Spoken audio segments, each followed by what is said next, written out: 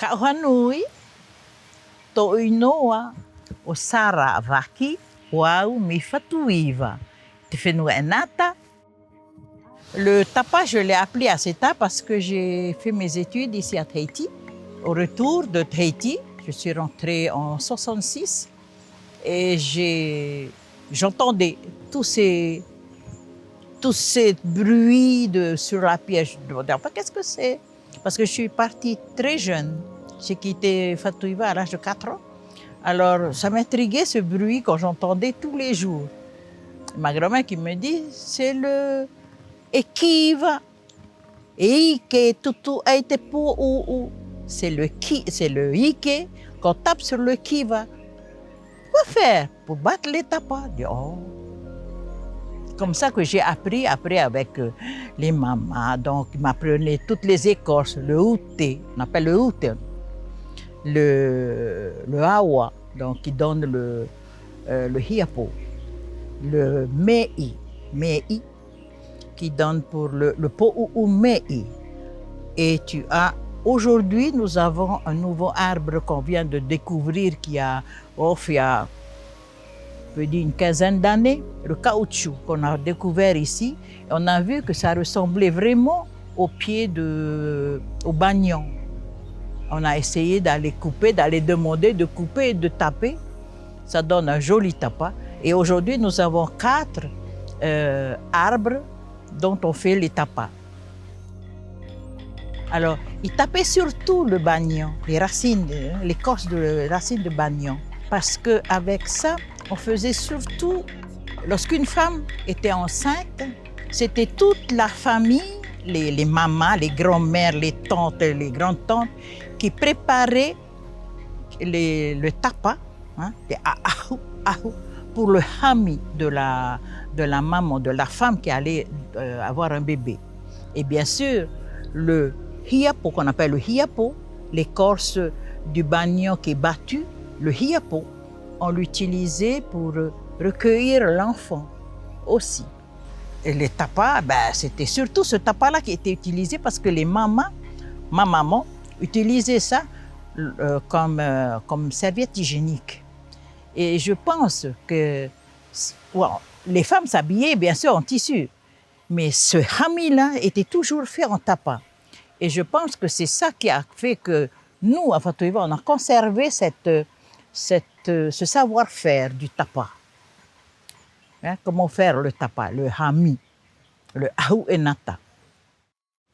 Tu veux faire ton tapa, tu le coupes, tu enlèves la peau, hein, tu fends, tu enlèves l'écorce, tu mets sur ton kiva et après tu tapes. Hein, et tu fais ton tapa. Dans la journée, tu as ton tapa. Bien sûr, après, il faut le... Si tu veux décorer...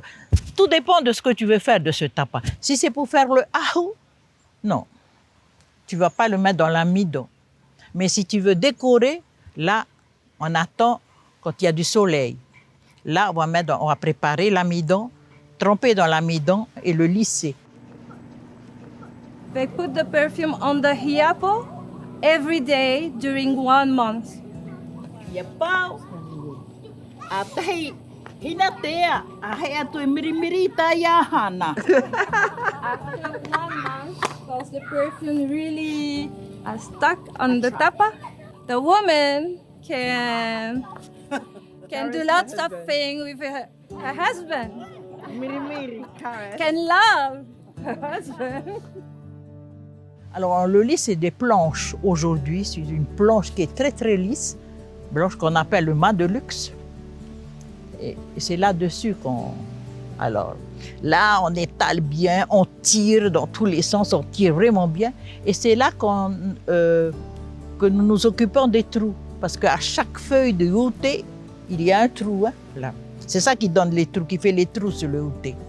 Alors là, oui, on fait les trous. Le caoutchouc, non. Il ne fait pas de trous. Tu le lisses sur la planche. Les premiers temps, c'était au bord de mer qu'on séchait les tapas. Alors, toutes les mamans, l'après-midi, elles allaient au bord de mer, sur l'herbe, et elles séchaient les tapas, elles mettaient des cailloux tout autour. Alors, mes outils, c'est un neveu qui fait mes outils aujourd'hui. Mais mon kiva, je le tiens d'une tante. Et ensuite, une belle cousine m'a offert, avant sa mort, sa pierre, qu'on appelle le kiva. Ça fait que j'ai 4 kivas à la maison. 4 kivas et j'ai 4 filles. Tous ces kivas-là iront à chacune de mes filles. Alors, Meike aujourd'hui, Meike, c'est-à-dire le battoir, Meike, c'est un neveu qui le fait aujourd'hui. Voilà.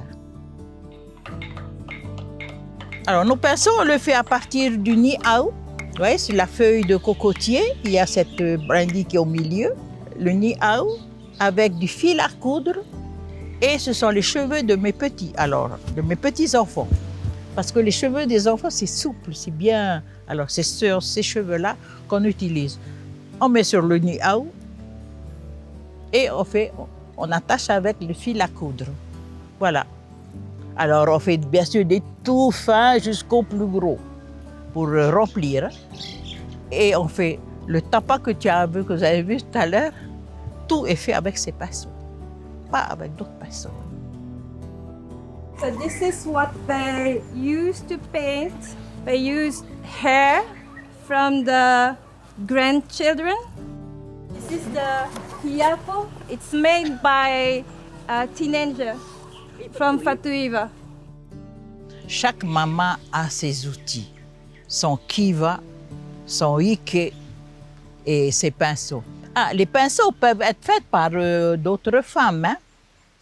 Pas d'autres personnes si veulent, mais le ike et le kiva, non, c'est personnel.